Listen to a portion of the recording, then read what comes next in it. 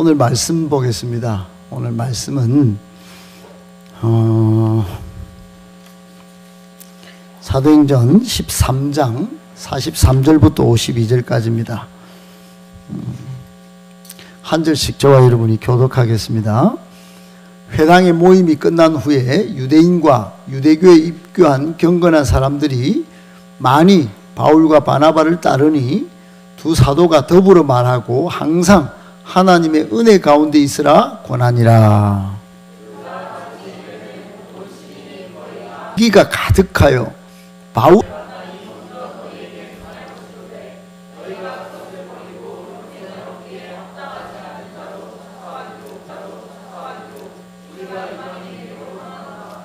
주께서 이같이 우리에게 명하시되 내가 너를 이방의 빛으로 삼아 너로 땅끝까지 구원하게 하리라 하셨느니라 하니,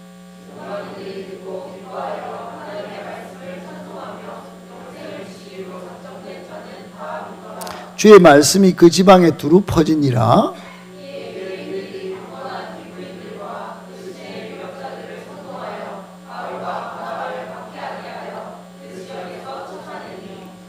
(51절 52절) 같이 읽겠습니다. 두 사람이 그들을 향하여 발에 티끌을 떨어버리고 이고니온으로 가거늘 제자들은 기쁨과 성령이 충만하니라. 아멘. 오늘은 꾸준함이라고 하는 제목 가지고 하나님의 말씀을 나누도록 하겠습니다. 앞뒤 좌우로 같이 한번 서로 좀 친밀하게 웃어주시면서 인사할 때 잘 되고 있습니다. 기도하면 됩니다. 아멘. 네, 고맙습니다.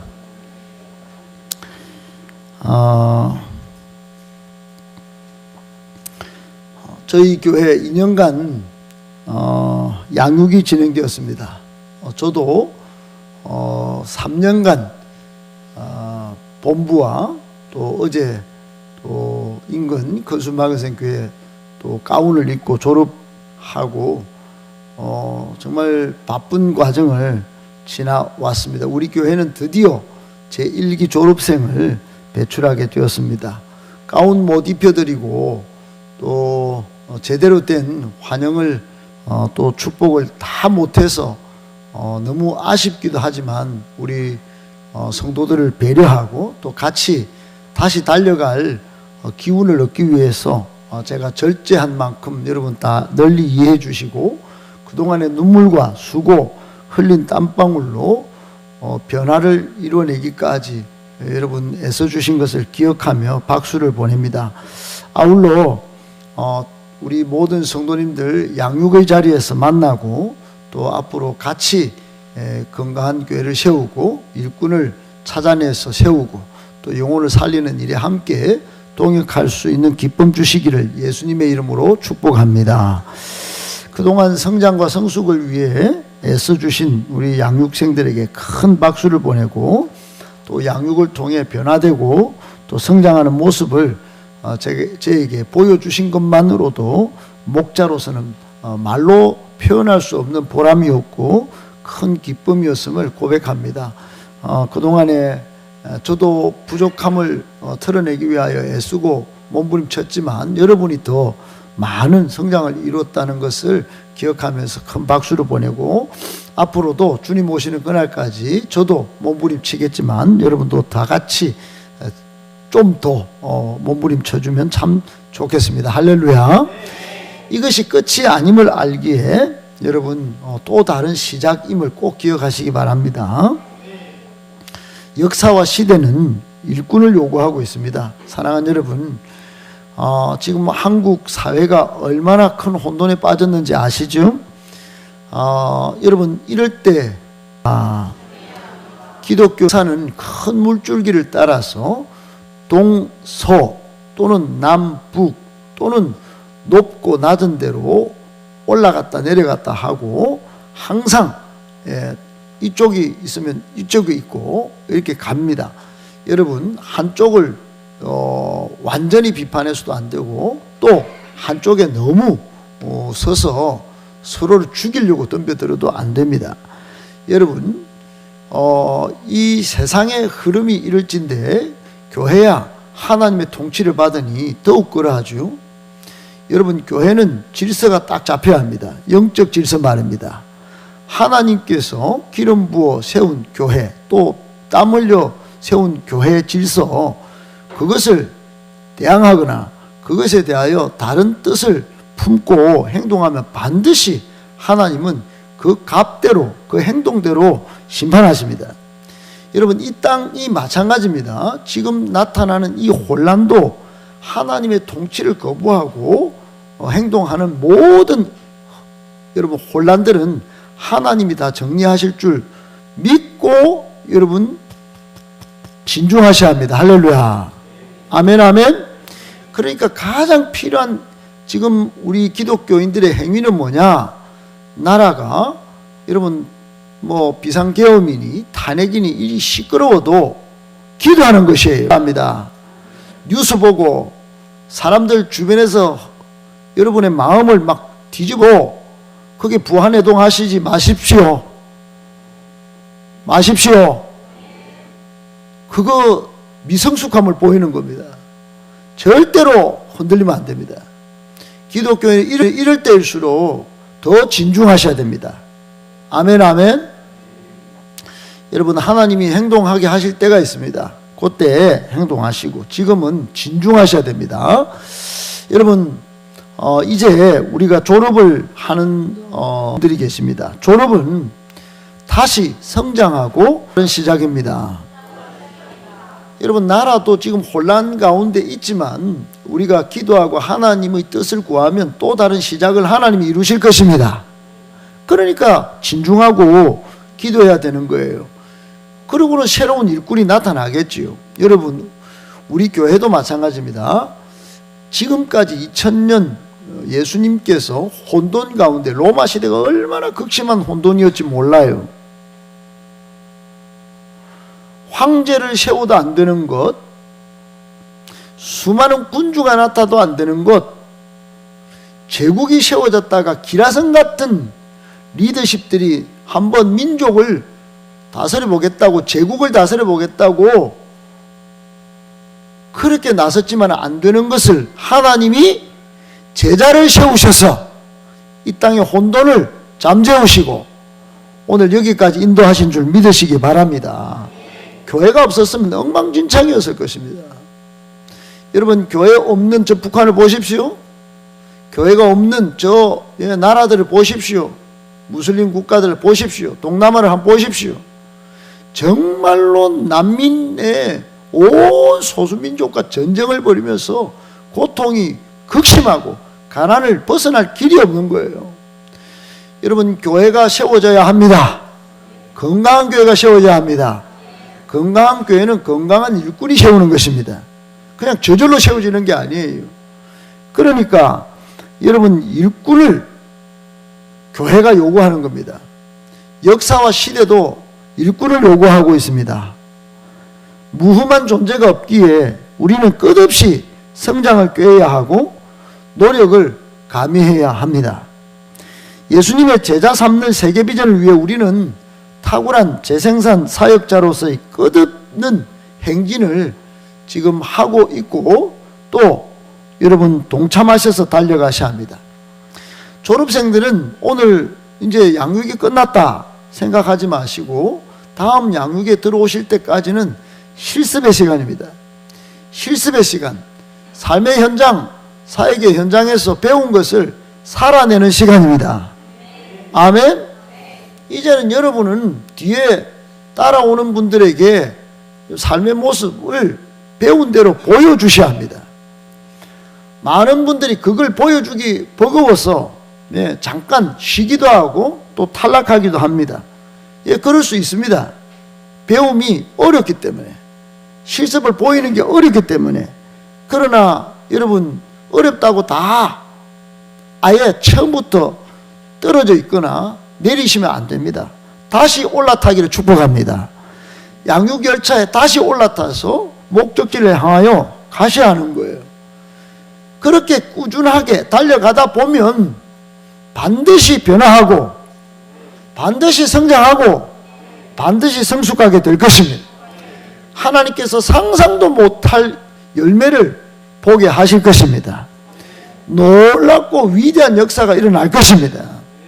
우리도 간정의 주인이 되고 또 역사의 주역이 될 줄로 믿습니다. 여러분, 오늘 본문에 보면 사도 바울, 저는 사도 바울을 보면 저의 영적인 닉네임도 누가 바울이다 이렇게 붙여줬지만 따라갈 수도 없는 존재지만 정말 고개를 푹 숙이고 존경할 수밖에 없는 위대한 하나님의 사역자였습니다. 그런데 이름하여 제가 오늘 붙인 이름이 사도 바울은 위대하다 이런 거 다 일단 내려놓고 저는 사도 바울을 꾸준한 사역자다 이렇게 평가하고 싶습니다. 꾸준함의 대가, 그분이 바로 사도 바울이었어요. 여러분, 오늘 본문의 장소는 비시디아 안디옥이라고 나옵니다. 주보에는 제가 잘못 적고 크리스천이라고 이름을 받은 곳은 수리 안디옥인데 비시디아 안디옥이라고 따로 있어요. 복음 전도에 중요한 역할을 한 곳입니다. 당시 매우 큰 도시였지만은 오늘날은 유적으로만 남아가지고 콘야라고 이름을 바꿨어요. 그러니까 비시디아 안디옥이 아니고 지금 튀르키예에 가면 서부 지역에 콘야라고 있는데 그 콘야라고 유적만 남은 도시가 됐어요. 13장 5절 바울 발에 티끌을 다 떨어버리고, 전번주에 보셨죠? 예수님이 하라 하신 대로 그 발의 티끌을, 먼지를 벗어버리라는 것은 뭐 저주를 퍼붓고 이렇게 가는 게 아니고 다음 사역지로 가라는 뜻입니다. 거기에 가도 영혼이 있으니까 양육도 그렇고 복음 전도도 그렇고 그런 거예요. 그래서 이고니온으로 갑니다. 사도 바울과 바나바는 배를 타고 처음에 선교 여행을 떠날 때 바보를 떠나서 밤빌리아 지역에서 사역을 합니다. 그리고 쭉 가다가 비시디아 안디옥에 도착했는데 여기가 참 좋은 곳입니다. 바울은 안식일마다 유대인 회당을 중심으로 현지에 살고 있는 유대인들과 이방인들에게 따라합시다. 복음을 전했습니다. 여러분, 우리가 조상들이 죄를 지어서 하나님을 떠나버려서 이 행복을 잃어버렸습니다. 하나님께로 돌아가야 합니다. 돌아가는 길이 있습니다. 예수님 믿으면 됩니다. 이렇게 막 전했습니다. 그랬더니 유대인들 가운데도 많은 사람이 바울과 바나바가 전한 복음을 받은 거예요. 복음을 받았다. 시작. 여러분, 복음을 받기를 축복합니다. 복음을 나는 안 받아도 돼요. 그럴 사람이 없습니다. 교회를 오래 다니든 높은 자리에 있건 다 복음을 받아야 돼요. 그러니까 복음을 받고 심지어는 이방인들도, 불신자들도 복음을 받았어요. 그러니까 비시디아 안디옥에는 열매가 많이 맺힌 거예요. 그런데 여러분, 아무리 열매가 맺히면 또 안 좋은 일도 있죠. 시기하는 무리들이 일어났습니다. 유대인들이 하나님을 섬긴다고, 자기들만 잘생긴다고 생각했던 유대인들이 예수를 믿어도 된다고, 그래서 그 성내에 유력자들 그리고 기부인들을 선동한 겁니다. 선동을 했어요. 그래서 바울과 바나바를 핍박을 합니다. 나중에는 쫓아내요. 두 사람이 그래서 51절에 발의 티끌을 털어버리고 비시디아 안디옥에서, 서부 지역에서 동쪽으로 180km를 갑니다. 맨발로. 여러분, 180km 굉장히 먼 곳입니다. 그것이 이고니온이라고 하는 곳으로 갑니다. 이고니온에서도 복음을 열심히 전했습니다. 두 사도가 유대인의 회당에 들어가서 복음을 전했습니다. 많은 유대인들과 그리스도인들이 예수를 믿게 되었는데, 그게 다음 장에 14장에 나오는 이야기입니다. 1절부터 4절까지 한번 보실까요? 시작. 이에 이고니온에서 두 사도가 함께 유대인의 회당에 들어가 말하니 유대와 헬라의 허다한 무리가 믿더라.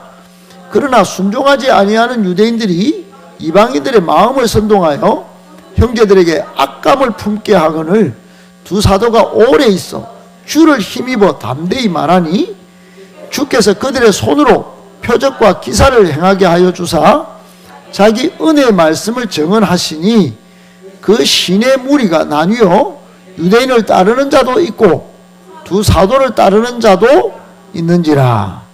아멘. 여러분, 1절에 보면 막 복음을 전하는데 유대인들뿐만 아니고 헬라인들이 허다한 무리가 믿었어요. 허다한 무리. 그러니까 허다한 무리는 숫자를 모샬랐다 이 말입니다. 그만큼 많은 사람들이 예수님을 믿고 들어왔어요. 복음을 받았어요. 그런데 2절에 들어가자마자 여러분 뭐라고 합니까? 그러나 그랬어요. 완전히 또 다른 상황이 벌어졌다는 겁니다. 또 다른 상황. 믿지 아니하는, 순종하지 아니하는 유대인들과 또 유대인들이 이방인의 마음을 막 흔들어 제낀 겁니다. 또 선동을 벌인 거예요. 그래서 바울과 바나바에게 뭘 품게 했다고요? 악감을 품게 했다. 감정을 막 흔들어 제낀 겁니다. 감정을 여러분, 감정의 악감을 한번 품기 시작하면 설교는 안 들리는 거는 만무하고 짐 싸는 겁니다. 그러니까 자기가 짐 싸든지 아니면 이 사도들을 짐 싸게 만들든지 그렇게 하는 겁니다. 여러분, 이 땅에 하나님의 권위가 땅에 추락해서 짐 싸게 만드는 것들도 있고 짐 싸는 성도들이 이 땅에 참 많습니다. 역시 여기도 마찬가지였어요. 안타까운 일, 이런 일이 벌어지면 안 되는데 이런 일이 벌어진 겁니다. 순종하지 않는 유대인들이 이방인들을 흔들어 제껴서 바울과 바나바를 핍박을 했습니다. 이곳 주민들은 두 쪽으로 나눠졌죠. 여러분, 정말로 안 될 일이, 해서는 안 될 일은 뭐냐? 두 쪽으로 나누는 겁니다. 나는 안 했는데요. 원망과 불평의 소리를 뒤에서부터 하기 시작하고 악감을 만들면 반드시 두 쪽 나눠집니다. 그렇게 해서 결국은 바울과 바나바를 따르는 그룹과 반대하는 그룹이 나눠졌어요. 반대하는 주민들이 바울과 바나바를 돌로 치려고 하자 바울과 바나바는 어디로 갔나? 루스드라로 갑니다. 거기서도 또 복음을 전해요. 그러니까 바울은 멈추지 않는 열차와 같이 계속 달린 겁니다. 여러분, 여기서 한번 매듭을 지어야 될 것 같아요. 저는 생각을 해봤습니다. 제가 바울의 입장에서 한번 생각을 해봤어요. 비시디아 안디옥에서 결과가 생겼습니다. 그리고 이고니온에 갔습니다. 거기서 결과가 생겼어요. 많은 사람이 믿었어요. 그런데 여기도 쫓아냈어요. 여기도 쫓아냈어요. 그리고 루스드라로 갑니다. 여러분, 사람이라면, 목회자라면 이게 쉬운 일이 아닙니다. 꾸준하기가 쉽지 않아요. 여러분은 꾸준하기가 쉽다고 생각합니까? 저는 꾸준하기가 쉽지 않은 상황이었을 거예요. 저는 충분히 그렇게 이해가 됐어요. 꾸준하기가 쉽지 않습니다. 꾸준하기가 쉽지 않아요. 여러분, 나라의 역사도 이게 꾸준하게 이게 쉽지 않습니다. 이게 쉽지 않아요. 정치만 그렇습니까? 경제 상황은 더 어렵습니다. 쉽지 않습니다. 꾸준하기가 쉽지 않아요. 가정도 꾸준하기가 쉽지 않습니다. 우리나라는 OECD 국가 중에 이혼율이 가장 최고치입니다. 꾸준하게 가정을 꾸려가기가, 부부가 한 마음 한 뜻으로 가정을 꾸리기가 쉽지 않아요. 자녀들 쉽지 않습니다. 벌써 중고등학생인데 이렇게 사귀려고 하다가 조금만 코치 들어가면 안 나옵니다. 그냥 마음 상해가 교회 안 나와요. 가서 안 받겠다는 거예요. 학교 선생님도 안 되고 아무도 말 안 듣습니다. 부모님들 이런 말 듣는 줄 압니까? 안 듣습니다. 바깥에서 다 그냥 합니다. 사깁니다. 그러다가 시행착오 딱 겪는 거예요. 그래, 시행착오 딱. 심지어는 속궁합 맞춰봅니다. 지금 속궁합을 언제 맞추냐? 여러분, 우리나라 통계가 지금 매년 나옵니다. 12월 24일, 25일 날 속궁합 맞추는 날이라고 그래요. 우리나라에서 콘돔이 제일 많이 팔리는 날이에요. 미안하지만 이런 생생한 이야기를 해야 되겠어요. 젊은이들이 전부 그날 대구의 모텔 방방이 빈자리가 없단 말입니다. 여러분, 이런 시대가 되었어요. 그러니까 여러분, 꾸준하게 나가는 게 쉽지 않아요. 꾸준하게 공부하는 것도 힘들고 꾸준하게 예배드리는 것도 힘들고 꾸준한 게 진짜 힘듭니다. 복음 전하는 거 더 힘들어요. 복음 전하는 걸 받아주면 얼마나 좋겠는데 이렇게 여러분 돌로 치려하고 그러잖아요. 마음에 안 든다는 겁니다. 악감을 막 동원시켜서 이게 1차 전도 여행에 벌어진 겁니다. 첫 발을 내딛었는데 쉽지가 않는 겁니다. 그런데 바울과 바나바는 멈추질 않았어요. 멈출 수가 없었습니다. 하나님이 예수님을 이 땅에 보내셔서 교회를 통하여 역사의 시대의 판을 바꾸시려고 한 뜻을 발견했기 때문입니다. 하나님의 뜻과 비전을 발견하셔야 합니다. 그러니까 하나님의 비전을 발견한 사람은 내 비전 때문에 가다가 넘어져서 넘어지지 않습니다. 오뚜기처럼 일어나는 거예요. 하나님의 비전과 뜻을 붙잡은 사람은 다시 일어나서 달리는 것입니다. 여기서 방해하고 여기서 악감을 품어서 돌로 치면 또 달리는 거예요. 예수님이 그렇게 하셨기 때문에 바울과 바나바는 또 달려간 겁니다. 여러분, 꾸준함이 위대한 것입니다. 미국의 오클라호마주에 가난한 집에서 태어난 한 사람이 있었습니다. 무려 81년 동안 회사를 개근했습니다. 이름이 아서 윈스턴인데 이분이 버스 기사가 되려고 꿈을 꾸었어요. 어릴 때. 근데 흑인인 거예요. 인종차별의 벽에 부딪혔습니다. 뽑아주질 않는 거예요.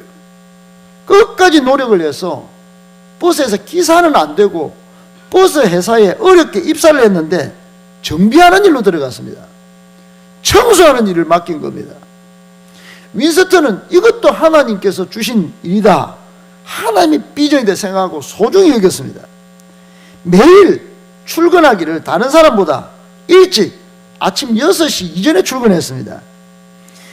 입사하는 그때 18살 때부터 저도 이 비슷한 나이에 회사 갔지만 저도 남보다도 30분, 1시간 전에 출근했습니다. 그랬더니 사원급, 대리급, 차장급, 소장급 올라갈 때까지 저를 업무의 일로 손가락질 한 사람은 한 명도 없습니다. 여러분, 이분이 윈스턴이 18살부터 100살이 될 때까지 무려 81년 동안 단 한 번도 결근을 하지 않았습니다. 그가 은퇴하는 날에 윈스턴은 당시 빌 클린턴 대통령에게 세기의 일꾼이라고 하는 표창장을 받았습니다. 윈스턴이 담당하던 회사 구역은 아스 윈스턴 구역이라는 이름이 붙게 되었고 부르신 자리에서 성실함을 다 했습니다. 사진이 없습니까? 여러분, 저도 회사에 다닐 때 18년을 다니다가 나중에는 회사에서 은퇴를 할 때, 퇴직을 할 때 금반지를, 금 열쇠를 줍디다. 여러분, 윈스턴 이분은 더한 상을 받았다 이 말이에요. 꾸준함으로 위대한 삶을 살았던 사람이 평범하지만 아스 윈스턴이에요. 여러분, 꼭 재미있어야 끝까지 갈까요? 그렇지 않습니다. 한 해 한 해 나이를 먹을수록 저는 꾸준함의 무게와 그 가치에 대해서 깊이 생각하고 있습니다. 무언가를 이루는 근본적인 비결이 꾸준함이라고 생각하기 때문입니다. 인생의 큰 자산이 꾸준함이라고 하는 것에 가치가 있다고 제가 확인하고 있습니다. 여러분은 어떠신지요? 여러분, 목회 성공이 무슨 성공이 어디 있겠습니까만, 영적인 변화가 성공이라면 저는 한 명의 변화가 나오는 것을 성공적인 시각으로 바라보고 있습니다. 할렐루야.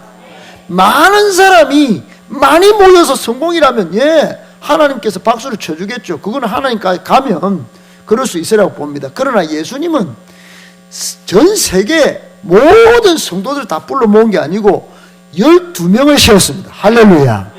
그렇게 패배한 것 같지만 거기서부터 교회가 세워지고 역사의 물줄기는 바뀌었다고 저는 믿고 있습니다.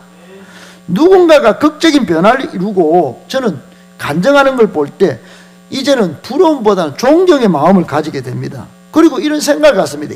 저 사람은 결코 쉽지 않았을 텐데 하루하루 부단하게 싸웠구나. 하루하루 참으로 시간과 젊음과 인생을 갈아 넣었구나.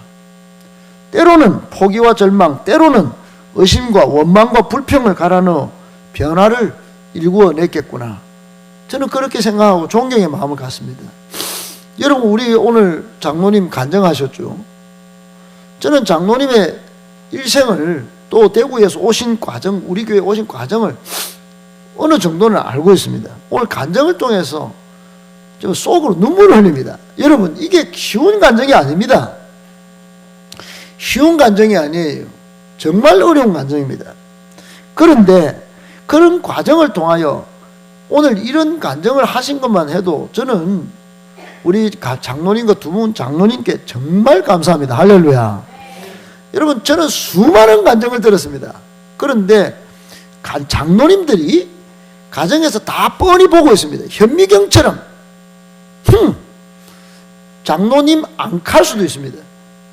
예? 무슨 장로 하면서 볼 수 있는데 여러분, 함부로 간증을 하겠습니까? 그런데 수많은 간증을 들었는데 이 연세에 이런 간증을 통하여 자신의 변화를 간증하고 있다는 것만 해도 저는 너무너무 행복한 목회자입니다. 할렐루야. 그러면서 참 재미있어서 즐거워서 보다는 자신과의 약속, 공동체와의 약속 때문에 여기까지 오셨겠구나 싶어서 우리 장로님뿐만 아니고 모든 분들 존경하게 되는 것입니다. 사랑하는 여러분, 사실 아무리 사소한 것이라도 계속하면 중요해지고 단단하게 됩니다. 만고불변의 진리예요. 유명 연예인, 스포츠 스타, 유명 대학과 또 성공적인 길을 간 많은 교수들, 다 공통적인 말이 저는 사실 평범합니다. 하지만 포기하지 않았습니다. 다 그렇게 하는 거예요. 질병 치유할 때 여러분, 의사 선생님이 제일 많이 듣는 이야기가 뭡니까? 꾸준히 관리하셔야 합니다. 그렇지 않으면 재발합니다. 다시 재발하면 위험합니다. 정말로 더 어려워져요. 반드시 꾸준함, 아시겠죠? 이렇게 말하는 거예요. 저한테도 의사 선생님이 계속 그 이야기 합니다. 꾸준히 관리하셔야 된다. 꾸준히. 다이어트도, 사업도, 직장생활도, 신앙생활도 전부 꾸준히. 여러분, 오늘 설교는 정말로 다 압축합니다. 제가 많은 이야기를 오늘 도전하고 싶었지만 앞 순서가 있었기 때문에 여러분, 성경에 심지어 노아 홍수 때 달팽이부터 꾸준함이었어요. 달팽이는 노아 방주까지 기어코 들어가서 오늘날 보이는 겁니다. 그때 죽었다면 달팽이 못 보는 거예요. 꾸역꾸역 제가 표현을 자주 이렇게 쓰지만 앞에 나무가 쓰러져 있어도 나무를 넘어서 하나님은 달팽이가 들어올 때까지 기다려 주신 겁니다.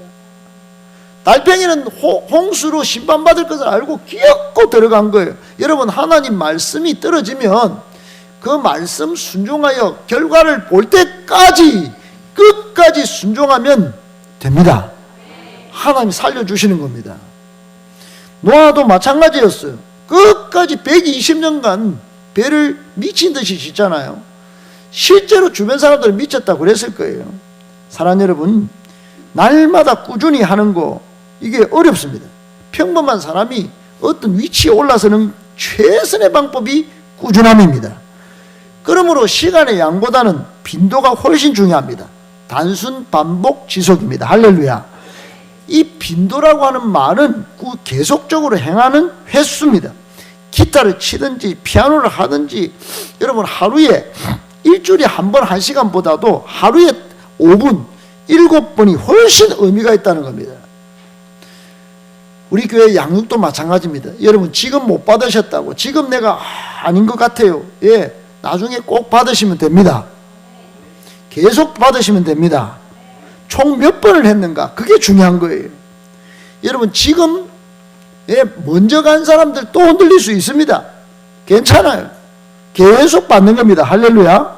사소하다고 무시하지 말고 꾸준히, 느리다고 실망하지 말고 꾸준히, 욕심내지 말고 꾸준히, 그 꾸준히 하는 걸 계속 늘려야 합니다.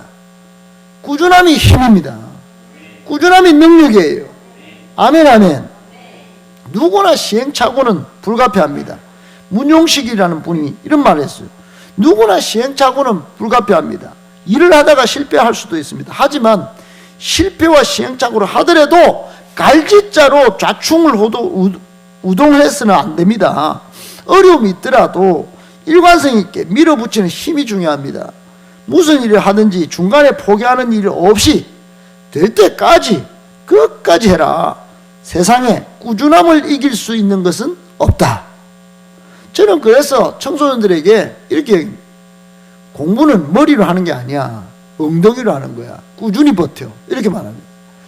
여러분, 대학교까지 제가 가서 저는 뭐 수석을 할 마음이 없었어요. 계명대 갔더니 철학과에 굉장한 진짜 실력 있는 사람이 많았습니다. 계명대 철학과 유명한 줄 아시죠? 꾸준하게 거기 붙어서 도서관이고, 그리고 중앙도서관에 딱 붙어서 그렇게 꾸준하게 했더니 결과가 오는 것입니다. 할렐루야. 양육도 마찬가지입니다. 여러분, 교회도 마찬가지예요. 꾸준한 분들이 승리합니다. 꾸준한 분들이 빛이 나는 것입니다. 꾸준히 오래 빛나기는 어려운 것이 사실이긴 하지만 꾸준하셔야 합니다. 할렐루야. 요즘 연예인 중에 유재석이가 꾸준한 것 같아요. 대단합니다. 그 유재석이가 이런 말을 했습니다. 작은 시작, 꾸준함으로 만든 큰 변화. 어떤 일이든 시작은 작지만 꾸준한 노력으로 커집니다. 이렇게 말을 하더라고요. 여러분, 이 유재석만 보면 분석만 해보면 대단합니다. 그래서 제가 오늘 결론을 4가지로만, 그러면 어떻게 꾸준할 수 있는가 4가지만 정리하고 말씀 맺겠습니다. 첫 번째, 목표와 동기부여를 분명히 하셔야 합니다. 여러분, 목표가 정확해야 내가 꾸준할 수 있습니다. 할렐루야. 미국의 인디언은 기우제를 지낼 때 비가 올 때까지 목표가 딱 있는 거예요. 그러니까 그때까지 기우제를 드리니까 비를 본다는 겁니다.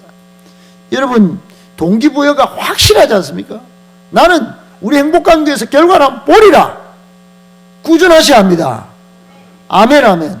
하나님의 비전이 성취되는 것을 보리라. 아멘, 아멘. 두 번째는 주변 환경을 바꿔야 합니다. 여러분, 주변에 밝고 건강한 사람을 많이 만나십시오. 그분과 꾸준히 사귀십시오. 주변의 환경을 바꾸면 여러분 계속 꾸준해서 결과를 맺습니다. 세 번째는 가볍게 시작해야 합니다. 여러분 꾸준하려면 너무 크게 시작하면 안 됩니다. 작은 것부터 천천히. 마지막 4번째는 이겁니다. 시작. 결국 비전과 사명이다. 여러분, 오늘 바울과 바나바는 비전과 사명에 사로잡혀 끝까지 간 겁니다. 성경을 읽어보면 사도행전에 바울이 간 흔적마다 비전이 남아요. 사명이 남아요. 그 비전과 사명을 제자들이 붙들고 또 속사도들이 붙들고 또 다른 충성된 제자들이 일어나서 그걸 재미있게 감당하고 오늘 우리에게까지 복음이 전해진 것입니다. 당당한 거예요. 여러분, 꾸준함이 최고의 비결입니다. 삶은 축적이라고 말할 수 있어요. 꾸준한 사람들 덕분에 인류의 문명은 이만큼 진보했고 꾸준함이 기적을 만들어 온 과정입니다. 여러분, 지금 정치판을 봐도 부안해동하지 말고 꾸준하게 가는 그런 흐름을 우리가 진중히 볼 줄 알아야 합니다. 교회도 마찬가지입니다. 마찬가지예요. 꾸준함으로 승부하는 믿음 있는 사람들 다 되시기를 축복합니다. 우리는 진입장벽이 없어요. 꾸준한 사람은 많이 받아들일 겁니다. 할렐루야. 꾸준함이 결핍되면 안 됩니다. 끝까지 잘 버티셔서 나중에 새하늘 새 땅, 주님 계신 저 천국에 눈물도 없고 곡도 없는, 여러분 이 땅에서 좀 어렵게 살아도 하나님이 다 예비해 놓고 계십니다. 꼭 기억하시고 끝까지 꾸준함으로 승부하여 마침내 승리의 면류관, 영광의 면류관 다 받아 쓰시기를 예수님의 이름으로 축복합니다.